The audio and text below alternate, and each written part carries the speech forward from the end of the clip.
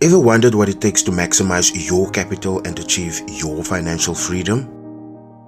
At Fxbrokers, we specialize in empowering traders with cutting-edge tools and expert insights, helping many traders that's struggling to navigate the volatile markets and its ever-changing nature.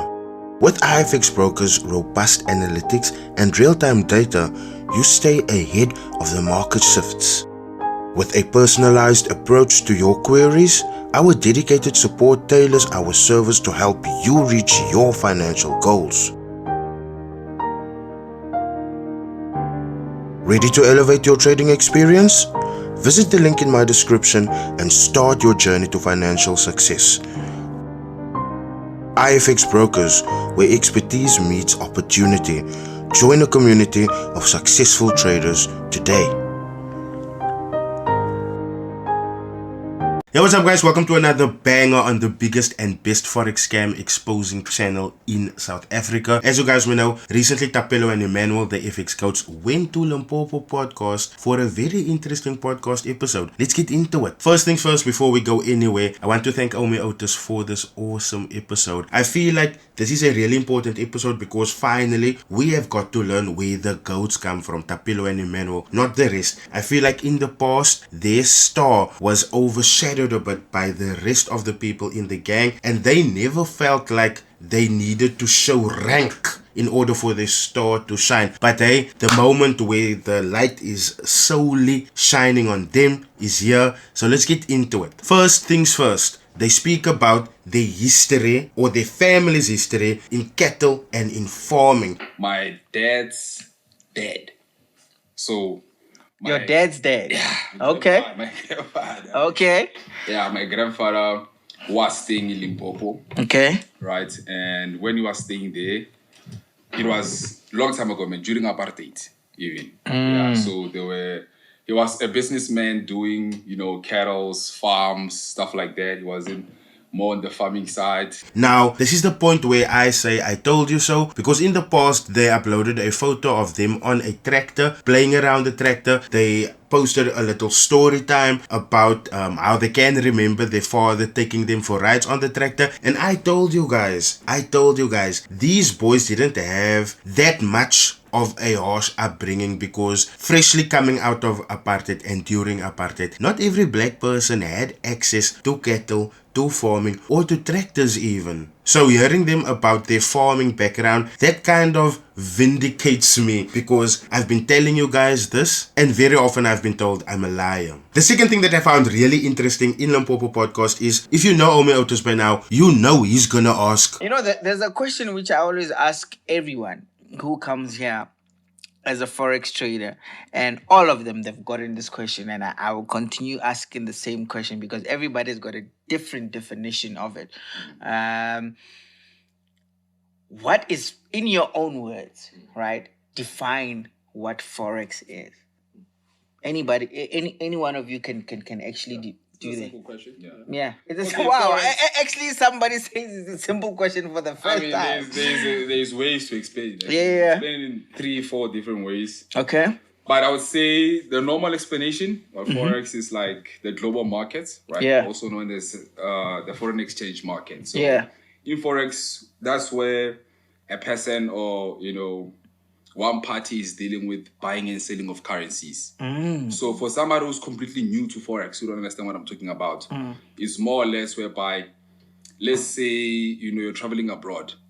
Going to a different place, you're exchanging your money for a different currency. You are already involved in Forex trading. Yeah. Right? How are you involved with that?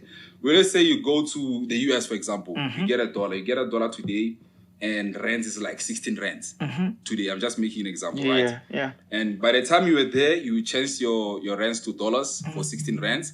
By the time you're leaving, whatever you have left, you want to change it back to rands and go back home. We change it back, now it's 18 rands. Sure. You understand that? Yeah, there's a change. So whatever that change was, that was Forex trading.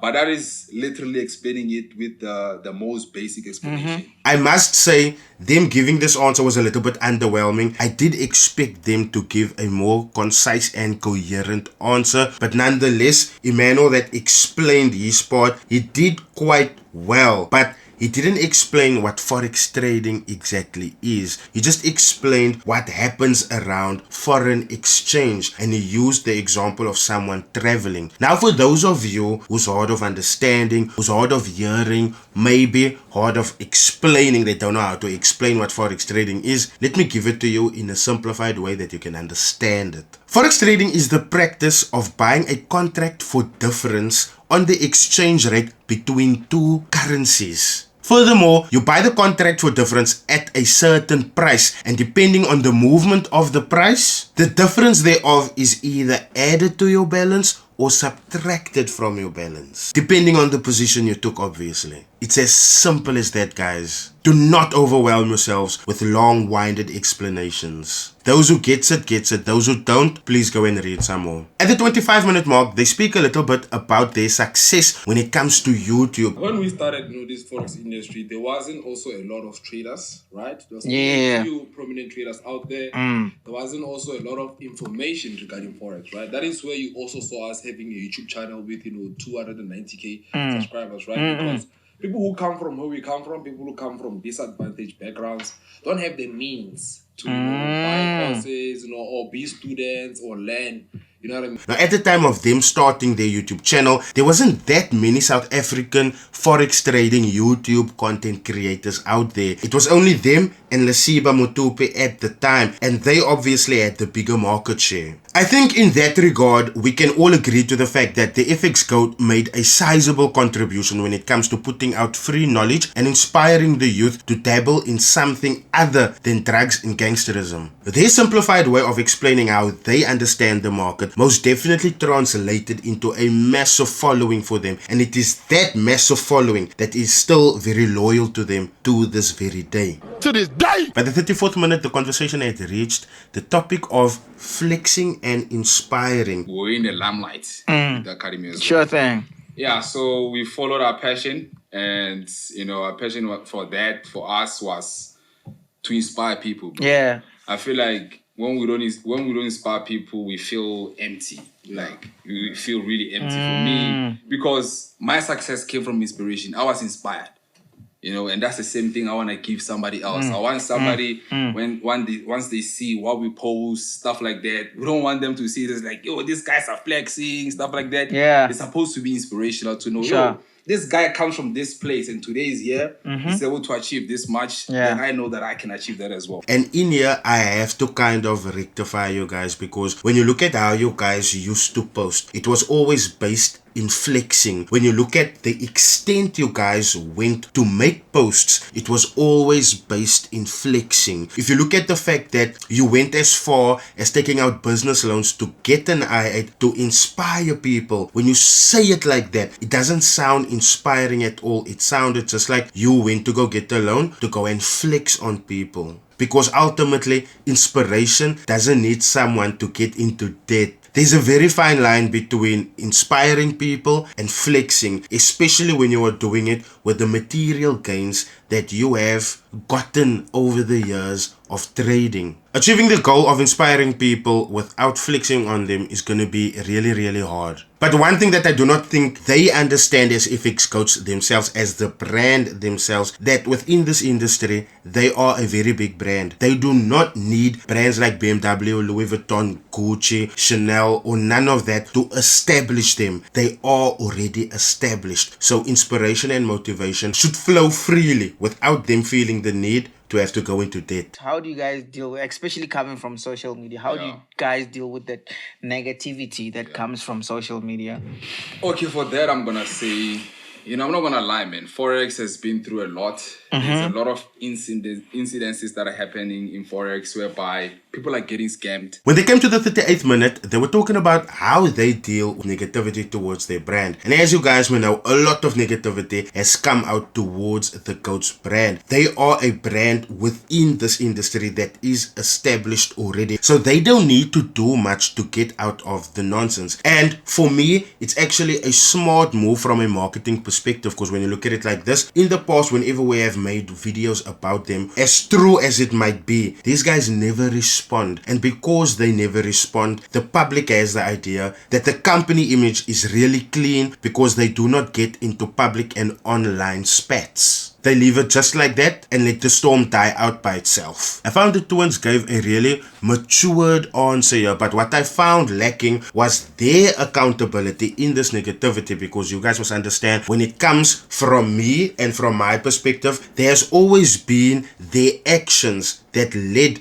to the negative reporting. So seeing them skip accountability for their own negativity was a little bit shocking, but also seeing their response, it's classic them. When you look at discourse that comes their way in the public, they don't respond to it. The only times that they have ever responded was when Andrew and Andile made videos about them. Other than that, these guys do not get into online fights and online arguments. At the 44th minute, Ome Autos asks them, out of 100% of Forex traders that are in the industry, out